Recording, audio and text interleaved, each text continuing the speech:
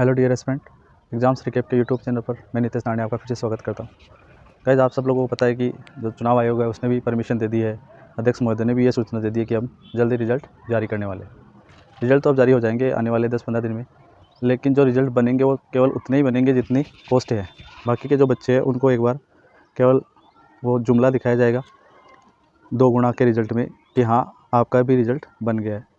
तो मेरा ये वीडियो बनाने का मकसद आपको डिमोटिवेट करना नहीं, लेकिन आपको सच्चाई से रूबरू कराने का है।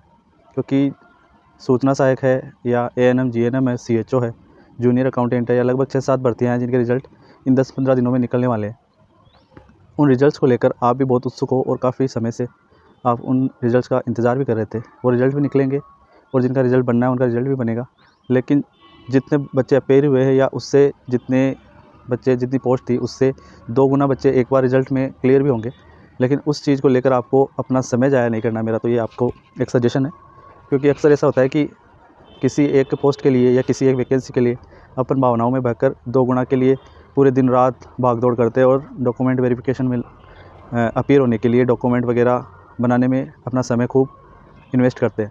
लेकिन उस जो इन्वेस्टमेंट की एवज में अगर आपने एनालिसिस नहीं किया है ना कि मेरी जो मार्क्स है वो फाइनल जो रिज़ल्ट बनने वाला है 1 गुना, उससे मैं कितनी दूर हूँ या उसमें जो गैप है वो कितना है। अगर 5-7 परसेंटेज का गैप अमूमन आपके पास अगर मिल रहा है तो आप, मैं श्योर तो नहीं हूँ, लेकिन आप इस चीज़ को पॉजिटिवली ले कि अगर बाई चांस मेरा इसमें रिज़ल्ट नहीं हो रहा है तो मेरे जो बैकअप प्लान्स हैं उनके बारे में मैं अवेयर हूँ कि नहीं हूँ, या उनके बारे में अभी मैंने प्रिपरेशन स्टार्ट करी है या कुछ स्ट्रेटजी बनाई है कि नहीं बनाई है। वो चीज़ें ज़्यादा इंपॉर्टेंट होगी रेदर देन आप टाइम वेस्ट करो डीवी के लिए डॉक्यूमेंट्स वगैरह बनाना या उन सब चीज़ों में। क्योंकि आप अगर गवर्नमेंट जॉब की तैयारी कर रहे हो तो आपके साथ केवल आप ही नहीं, आपकी फैमिली, पेरेंट्स, आपके भाई बंधु, आपके फ्रेंड्स वगैरह सब है वो आपसे अटैच रहते हैं। वो सब इस चीज़ को लेकर काफ़ी उत्सुक होते हैं कि हाँ, बंदे का 2 गुना में हो गया। और आप भी भावनाओं में बहकर फिर उस चीज़ को सेलिब्रेशन के रूप में लेते हो और जो अपकमिंग एग्ज़ाम्स वगैरह है उनको इग्नोर करने लग जाते हो और पूरा का पूरा समय वो आप उन डॉक्यूमेंट वेरिफिकेशन में या 2 गुना के रिज़ल्ट में वहाँ अपीयर होने के लिए या उनकी खुशियाँ मनाने में पूरा ज़ाया कर देते हो। तो मेरी एडवाइस यही है, सबसे पहले तो जो मेरे से स्टूडेंट जुड़े हुए जेआरए के, वो जो मेरे भाई है वो अगर दो 2 गुना की जो सेलिब्रेशन है उन सब चीज़ों में आप समय ज़ाया करोगे, उससे अच्छा ये है कि जो एग्ज़ाम्स अब आने वाली है, मेनली तो जो सीटी है या फिर एलडीसी के एग्ज़ाम है जिनमें आप अपीयर होने वाले हो, उन चीज़ों पर अब फोकस अपना करना स्टार्ट कर देना चाहिए आप लोगों को। क्योंकि इसमें अब ज़्यादा समय मिलेगा नहीं। मुझे तो जहाँ तक लगता है जेआरए और ये जो 7 भर्तियाँ थी उनसे पहले भी मैं अध्यक्ष महोदय से ये रिक्वेस्ट करूँगा कि जो सीईटी का जो रिज़ल्ट है, जो 7 भर्तियाँ उनमें उनकी एग्ज़ाम्स होने वाली है, उनके लिए जो 15 गुना की लिस्ट है वो ज़्यादा मायने रखती है, उनको पहले निकालना चाहिए। क्योंकि जैसे जेआरए में पूरे 2-2.5 महीने भी समय नहीं मिला था तैयारी करने के लिए, वैसे ही फिर इनमें भी बच्चों को तैयारी करने का समय नहीं मिलेगा और खामखा जो कमियां अभी रह रही है। और मैं पिछले 2-2.5 महीने से वीडियो बना रहा हूँ लगभग जेआरए पे, तो उनमें भी मैं हर एक वीडियो में आपसे यही रिक्वेस्ट करता हूँ कि आप रिजल्ट तो जो बनना है वो बनेगा, लेकिन आप अपनी प्रिपरेशन को बूस्ट करिए, उस पर ज़्यादा फोकस करिए। तो एटलीस्ट अब 1-1.5 महीने तो आपको, मैं कहता हूँ, एक सिंगल सेकंड, एक सिंगल मिनट इस चीज़ को लेकर वेस्ट नहीं करना चाहिए कि रिज़ल्ट क्या बनेगा, कब बनेगा और मेरा होगा कि नहीं होगा। जो होना है वो तो होके रहेगा, लेकिन आप उस चीज़ को लेकर आने वाली एग्ज़ाम को के बारे में ज़्यादा अवेयरनेस नहीं रख के इग्नोरेंस ज़्यादा रखोगे तो उसका खामियाजा आपको कहीं ना कहीं भुगतना पड़ेगा। और आपने भुगता है।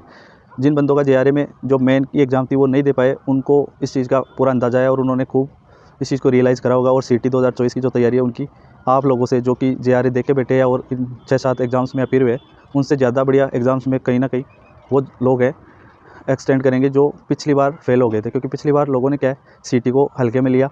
हल्के इन द सेंस कि जो बंदा जैसे आरएस वगैरह है या असिस्टेंट प्रोफेसर है या और भी जो अच्छी लेवल की या अच्छे ग्रेड पे की जो पोस्ट वगैरह है उनकी एग्ज़ाम्स की तैयारी कर रहे थे, उन्होंने सीटी का फॉर्म या तो भरा नहीं, और भरा तो फिर वो एग्ज़ाम देने नहीं गए। और अगर एग्ज़ाम देने नहीं गए तो उनका खामियाजा उनको ये भुगतना पड़ा कि वो अभी जो 2023 में जो वैकेंसी आई उनमें वो अपीयर ही नहीं हो पाए। तो मेरा यही मानना है, रिजल्ट 10-15 दिन में सारे निकल जाएंगे। आपके जो रिज़ल्ट आपको बनता है तो आपको बहुत बहुत अग्रिम शुभकामनाएं। लेकिन अगर बाई चांस पीछे रहते हो तो अभी से तैयारी फिर से स्टार्ट कर दो, अभी भी समय है।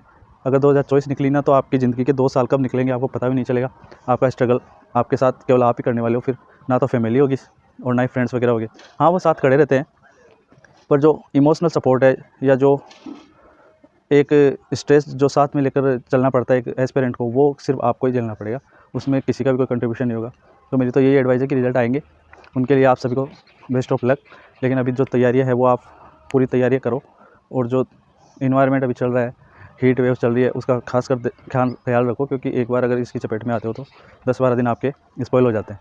तो मेरी तो ये एडवाइस है, घर पे रहो या फिर लाइब्रेरी रहते हो तो पूरे दिन वहीं रहो, बीच में घर आना या ये सब चीज़ें अवॉइड करो, ताकि जो हीट वेव है आप उससे बच सको। आज के लिए इतना ही, मिलते हैं फिर वीडियो में। अगर चैनल पे फर्स्ट बार विजिट कर रहे हो तो चैनल को सब्सक्राइब कर लो, क्योंकि जो यूज़फुल कंटेंट्स वगैरह एग्ज़ाम रिलेवेंट वो मैं इस पर डालता रहता हूँ। आई होप अपन फिर मिलते हैं। Thank you very much.